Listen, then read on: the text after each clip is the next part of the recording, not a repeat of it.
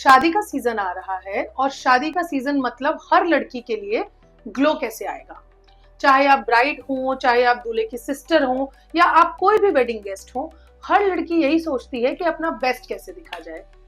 तो आज मैं आपको बताऊंगी कि चाहे आपके पास 5 महीने हो या 5 दिन हो, कौन से ऐसे क्लिनिक बेस्ड एस्थेटिक ट्रीटमेंट्स आपको कराने चाहिए जिससे आप अपने डे पे शाइन कर सके।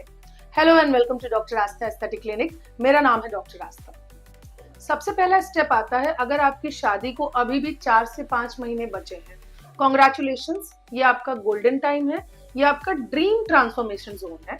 इन 4-5 महीनों में आपके पास प्लेथोरा ऑफ ऑप्शंस होते हैं और आप ना ही सिर्फ अपने ग्लो पे काम कर सकती हैं, बल्कि अपने हेयर फॉल पे और अपने स्किन रिलेटेड इश्यूज पे जैसे पिगमेंटेशन, एक्ने स्कार्स, इन सब पे भी वर्क कर सकती हैं और कंसिडरेबल रिजल्ट्स आपको डेफिनेटली मिल सकते हैं।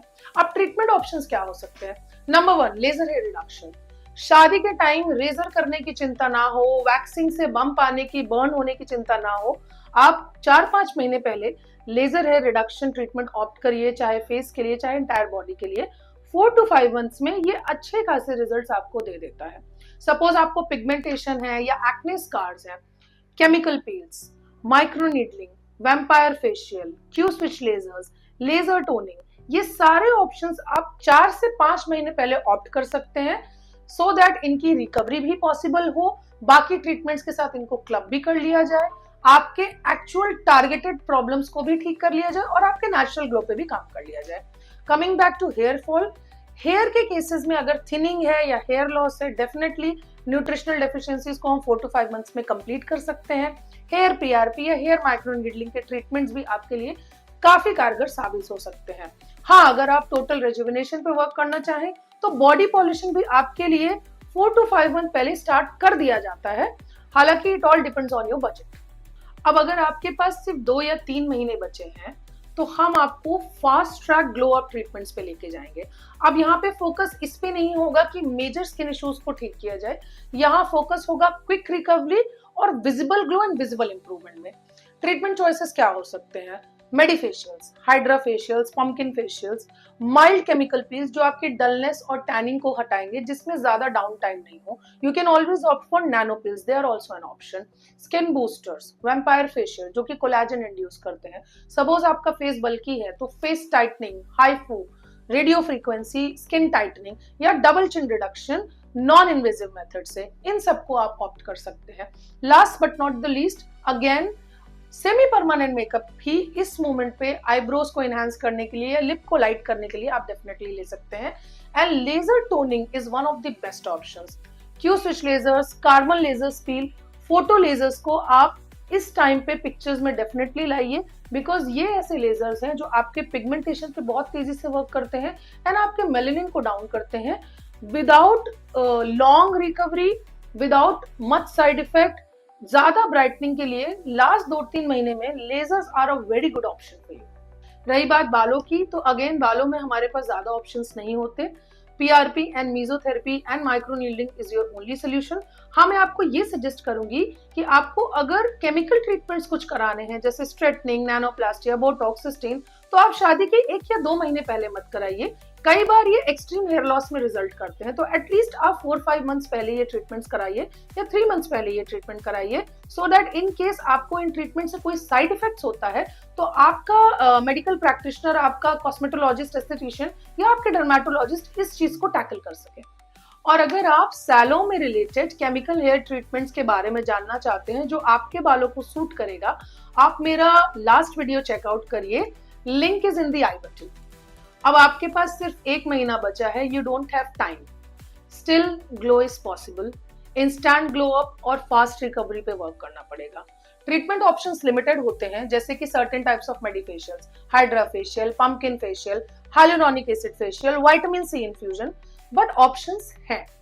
मेडिफेशियल्स के अलावा फोटो लेजर्स आपके लिए एक बहुत अच्छा ट्रीटमेंट साबित हो सकते हैं। कार्बन लेजर पील्स भी किया जा सकता है अगर आप राइट हैंड्स में हो।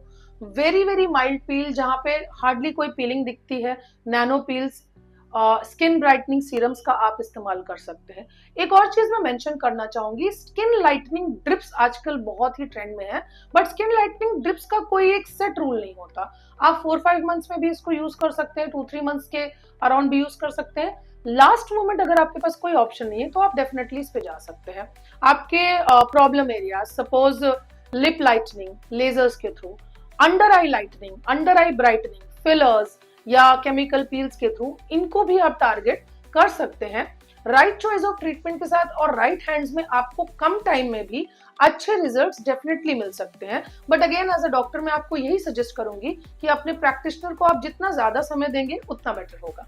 लास्ट मोमेंट पे हम हेयर्स के लिए कोई भी मेसोथेरेपी या पीआरपी सजेस्ट नहीं करते हैं, लेकिन फुल बॉडी के लिए या फेस के लिए माइक्रोडर्माब्रेशन बेस्ड बॉडी पॉलिशिंग या स्किन पॉलिशिंग डेफिनेटली सजेस्टेबल है। हम रेगुलरली अपने क्लिनिक्स में करते हैं और हम हर ब्राइड को ये सजेस्ट करेंगे।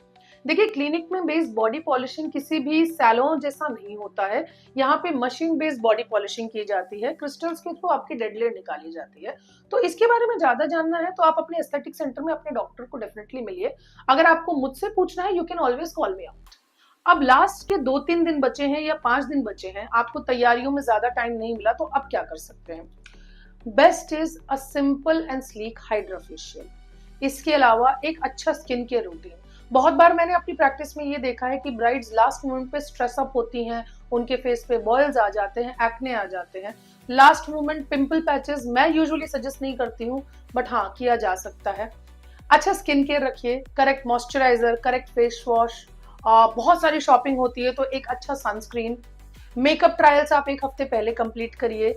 कोई भी adverse salon related treatment, homemade DIY mask, scrubbing, unknown brightening agents, कोई भी नया प्रोडक्ट आप अपने फेस पे लास्ट मोमेंट प्लीज मत अप्लाई करिए। It can cause you very drastic side effects. Better है कि आप सिंपली अपने फेस को हाइड्रेट करिए, सो दैट जो भी ट्रीटमेंट्स आपने क्लिनिक में पिछले कुछ महीनों में किया हो उनका ग्लो और रिजल्ट बना रहे। इस फेज में आपको सिर्फ ये देखना है कि मैं अपने रिजल्ट्स को मेंटेन कैसे करूं। ओरल स्किन व्हाइटनिंग सप्लीमेंट्स जैसे विटामिन सी वगैरह आप ले सकते हैं। पानी बहुत ज्यादा पीजिए, अच्छा खाना खाइए, your diet should be best, your sleep should be very nice. Beauty sleep लेना आपकी शादी के पहले डेफिनेटली आपके लिए बहुत जरूरी है। अब सबसे इंपॉर्टेंट चीज आती है कि बजट कैसे डिसाइड करें और सेंटर कैसे चूज करें। देखिए, when it comes to your finances, you should always plan early. इससे क्या होता है, ट्रीटमेंट का कॉस्ट स्प्रेड हो जाता है, आप मल्टीपल पार्ट्स में पेमेंट कर सकते हो और ये आपके फाइनेंसेस को और पॉकेट को बहुत ज्यादा हैवी नहीं होता है। अगर आप अर्ली ट्रीटमेंट स्टार्ट करते हैं तो पहले आप अपने मेजर स्पेसिफिक कंसर्न एरियाज को देखिए, जैसे कि पिगमेंटेशन, जैसे कि एक्ने मार्क्स। बाकी सारे एक्स्ट्रास जो है वो आप ऑफ कोर्स लास्ट में कर सकते हो, जैसे medifacials. Last but not the least, अच्छा सेंटर कैसे चुने? डॉक्टर का एक्सपीरियंस, डॉक्टर का क्वालिफिकेशन, क्लिनिक का हाइजीन, क्लिनिक के रिव्यूज और बहुत ज्यादा लेवल पे एक नियर बाय क्लिनिक, आपके लोकेशन से नियर बाय क्लिनिक, और डॉक्टर के कंसल्टेशन पे बहुत कुछ डिपेंड होता है।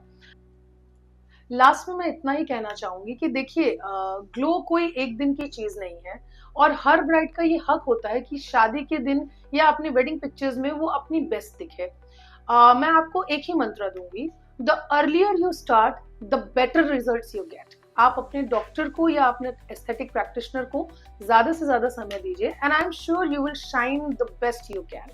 मैं हूं डॉक्टर आस्था और ये सफर है कॉन्फिडेंस का। Thank you.